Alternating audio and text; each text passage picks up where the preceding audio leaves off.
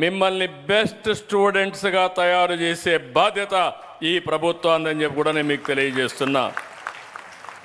శనివారం no back day. ఒకప్పుడైతే పిల్లలంతా పుస్తకాలు వేసుకొని చాలా వరకు గాడిద చాకరీ, ఏదో కొంపలు గొలిపోయినట్టు ఆ పుస్తకాలు మోసి మోసి అలసిపోయేవారు.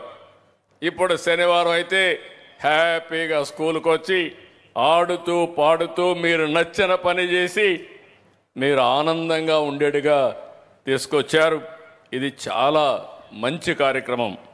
ఆటలు పాటలు, అదే మరిగా మీరు చూస్తే పోటీలు, ఎక్కడికక్కడ మీకు నచ్చిన పని, మీరు ఏ పని ఇష్టంగా చేయగలుగుతారో అలాంటి పనులు చేపిస్తూ ఆ రోజు ఉల్లాసంగా మనోవికాసానికి ముందుకు పోయే పరిస్థితికి వచ్చాం.